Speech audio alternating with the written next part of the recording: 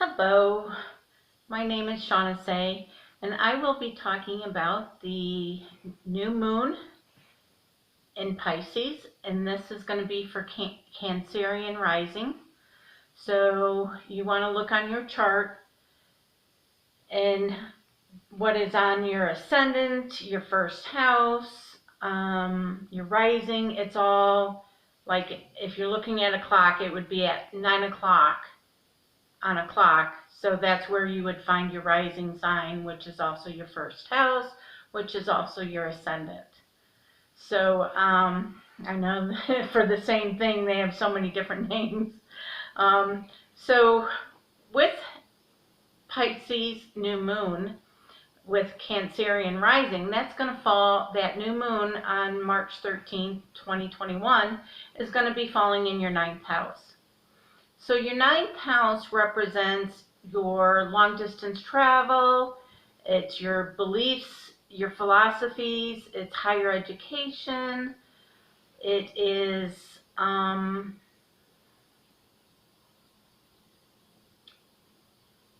your truth, where your truths are. It is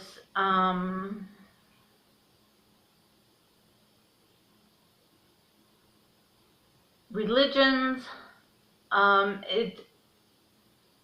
You can be a little bit dogmatic with them, especially with the planets that are hitting that off with this new moon. So be careful that you're not open-minded to hear other people's viewpoints on religion or philosophies, or even traveling.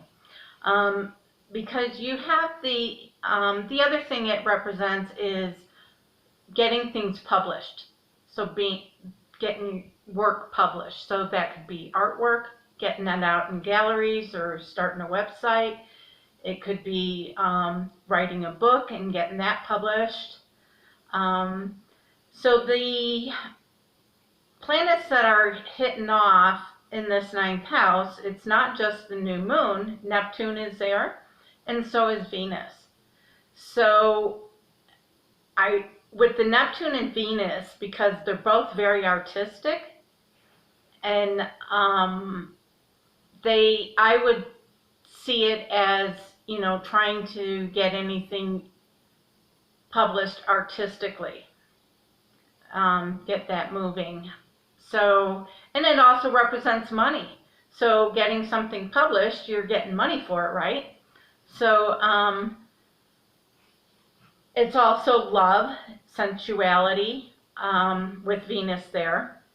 And with the Neptune, it's an empathic, it's dreams, so pay attention to your dreams. Maybe in the middle of the night while you're sleeping, a whole book might come to you. Well, always have paper near your bed so you can write it down, so you can come back to it. Neptune also represents illusions, and in the lower octave, it's any addictions. So maybe some issues, because I mentioned truth in your belief systems, maybe some things are being brought up for you to pay attention to and to heal. With the new moon, because you have the sun power in your emotions, the moon is anything that you're passionate about. And you might come off, if you are talking about spirituality and that's something that you're very passionate about, be careful that you're not being too dogmatic when you're having these discussions. Like I said earlier, be a little open-minded, that there's other viewpoints to see about it. The other points in your chart that are being triggered off would be your sixth house of your daily work, what you do on a daily basis. This is different from your career. So these are the day-to-day tasks. So it's also about your health. And the south node is in that sixth house right now at this new moon. So it could be a health problem that you thought was taken care of is resurfacing, because the south node is about your past. So it's bringing things from the past.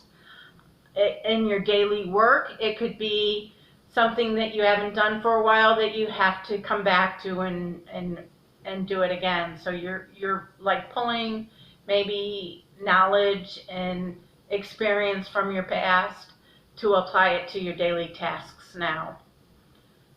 The other house that's being triggered is your seventh house, and that has the planet Pluto in it.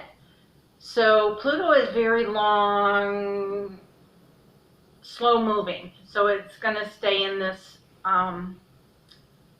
house for a while, and being in your relationships, you know, Pluto is like the Tower card. So it's tearing down to be built up, or, you know, it's death and rebirth. So your old way of approaching relationships might not be working anymore, and stuff is being brought up to be healed and transformed. And your personal relationships and even your business relationships can go through a definite change right now. And there's things could be brought up to be healed over this next period of time while Pluto's in there, and just major changes. So just be ready for it. What we resist persists. So kind of try to be a little easygoing as these things come up, and not be stuck in them. So the other planets house being triggered off is your eighth house, which is death, taxes, and it's not physical death always. There's other factors in the chart for that, but I don't discuss those. It's inheritance. It could be insurance, debt, DEBT. Your debts could be brought into focus, and it's also sexuality and mediumship. So being a medium, talking with people that have passed over. And the planets that are in here are right now is Saturn, Jupiter, and Mercury. So especially with Mercury being in there, it really might enhance your ability to talk with people that have passed over, if that's something you're interested in. Or you might feel like if a grandparent that you were really close to, you might feel them close around you right now. And just start talking to them. And make sure you listen too. You know, be ready and open to hear from them. Saturn is restrictive. So the eighth house is also other people's money, other people's resources. So you might be more reliant on a husband for his resources because you have to take a leave of absence because you're pregnant or something. So it's not you making the money, it's other people. It could be a loan, but this with Jupiter there, because it is good luck and it is fortune, so it could be that it would be a good time to try and get a loan if you needed a loan. So the other, I'm skipping over the ninth house because we started that. That's where the new moon is. So the next house to go into would be the 11th house, which Taurus is on the 11th house, and the planet Uranus is there. So this is where Uranus is most happy, because the natural house for this is the 11th house for that planet, Aquarian, even though you have Taurus on it. With Uranus there, you could be, because the 11th house has to do with groups, organizations, astrology. This might be a really good time if you wanted to learn astrology to start, get a book on it, get your chart and learn it, or take a class. There's a lot of stuff on YouTube. But with groups and organizations, and it's your hopes and dreams. So if there's something you've always wanted to create, this might be the time where you get more inspiration on it. Like I said, it's lightning strikes, so pay attention to your thoughts and the information coming into you, of moving forward with what you're passionate about. The next house being triggered off would be the 12th house. You have Gemini in your 12th house, and the planet Mars in the North Node. So the 12th house can be undoing, it can be dreams, your dream state, so pay attention to your dreams. It could be institutions, hospitals, jails, any kind of institution. And it's not that you're going to be in it, it could be that you're going to be working with it or visiting it more. Or it could even be you. With Mars there, Mars is an aggressive planet, so you pay attention while you're driving and stuff, or walking, that you don't trip and end up in the hospital. But it goes through the signs in all the houses, the planet Mars, quite frequent. So you're not going to land, every time Mars goes through, you're not going to end up with a broken leg or something and in the hospital.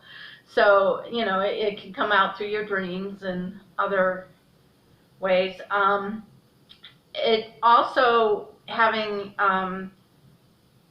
Gemini there, which is communication and picking up information, that this also represents, working with your guides and your intuition.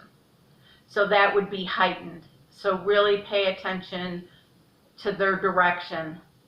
And I could always tell when it's my own thoughts opposed to my guide giving me information. It's almost like I can feel them drop it into my head kind of thing. I don't know how else to describe it. It's like all of a sudden I'm getting these thoughts and I wasn't there with that. And that's how I know it's my guides trying to tell me something. So, again, if you need help finding your rising sign, you can go to my website, shawnasay.com. I'm going to have it in the drop down. And there's a link in one of the pages on my website to Astrology Cafe, where you can just put your information in to get a chart. And like I said, look at the 9 o'clock in the circle for your first house. So thank you, and create a fun month. And if you're a writer, get writing, painting, doing all kinds of creative things this month. So thank you.